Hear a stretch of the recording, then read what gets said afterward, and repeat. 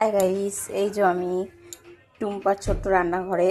তো এখন করব মোচার চপ। এই যে মোচা, আর এই যে আলু সেদ্ধ, আর এই যে লোটে মাছ, আর এই যে পেঁয়াজ কাটা, এখানে আছে আদা রসুন বাটা, নুন হলুদ, আর এই যে ধনেপাতা তেজপাতা।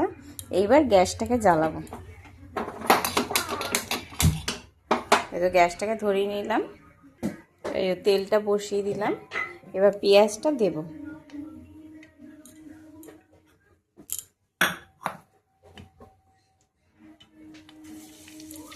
গরম হয়ে গেছে হালকা হালকা।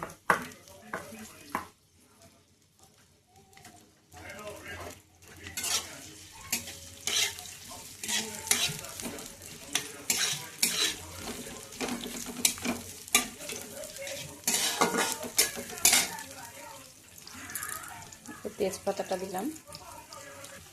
এই যে পেঁয়াজটা হচ্ছে একটু বাদামি বাদামি ভাজবো, ভেজে তারপরে ইয়ে করবো।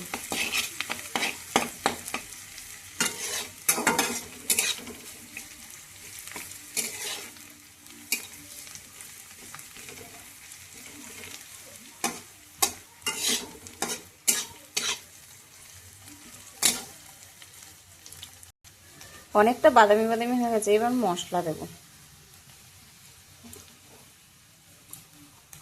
এখানে আদা রসুনের পেস্ট, কাঁচা লঙ্কা, টমেটো সব আছে, একসাথেই দিয়ে দেবো, মিক্সিতে বেটেছি।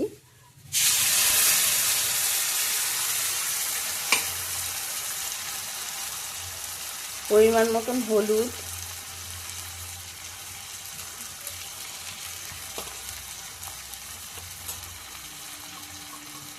একটু ঝাল ঝাল হলে ভালোই লাগে, তাই একটু বেশি করেই লঙ্কার গুঁড়োটা দিলাম। আর পরিমাণ মতন নুন দিয়ে ভালো করে কষিয়ে নেব।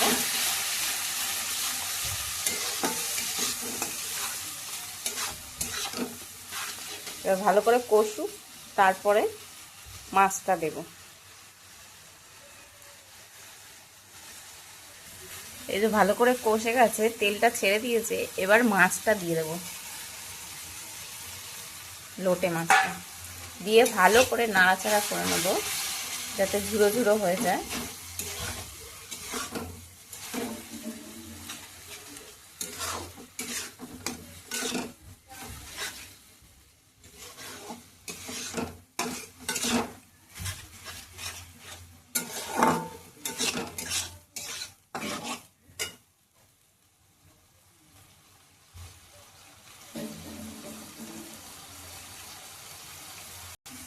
এবার তেল ছেড়ে দিয়েছে, মোচাটা দেব।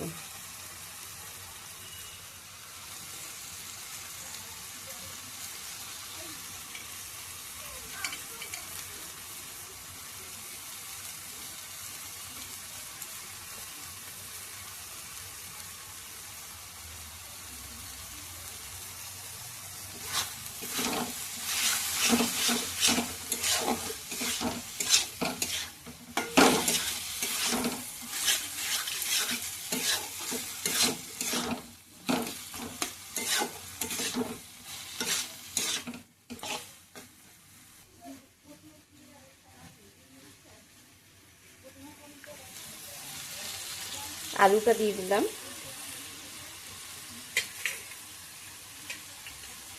আলু মোচা সব একসাথে দিয়ে দিলাম, দিয়ে ভালো করে মশলাটাকে ইয়ে করব।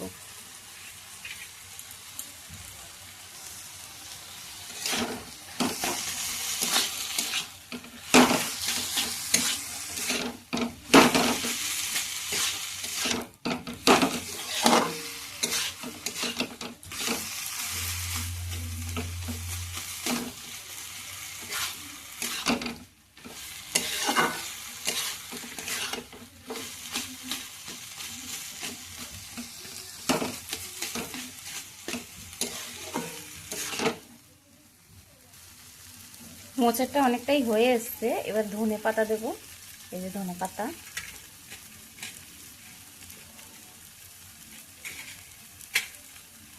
দিয়ে এবার ভালো করে নাড়াচাড়া করব। খুব সুন্দর কিন্তু গন্ধ বেরিয়েছে একটা।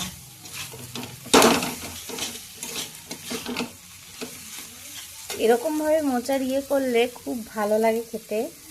আর বাড়িতে আপনারা অবশ্যই ট্রাই করে দেখবেন, খুবই ভালো লাগে। আমাদের বাড়িতে তো খুবই ভালোবাসে আমার ছেলে বলো, ওর বাবা বলো, আর গরম মশলা দিলাম। এটা রেডি হয়েই এসছে। এই যে মোচাটা এবার এরকম হয়ে গেছে, এবার নামিয়ে ফেলবো। পুরো দেখুন কড়াই থেকে ছেড়ে যাচ্ছে, তখনই বুঝবেন আঠালো হয়ে গেছে, এটা চপের জন্য একদম রেডি। তো আমি নামিয়ে ফেলবো, হয়ে গেছে আমার। আর টেস্ট তো খুব সুন্দর এসছে। তো আপনাদের কার কার পছন্দ অবশ্যই জানাবেন ও কমেন্ট করবেন।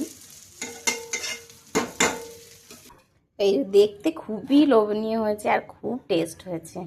আপনারা অবশ্যই জানাবেন কেমন হয়েছে। বাই।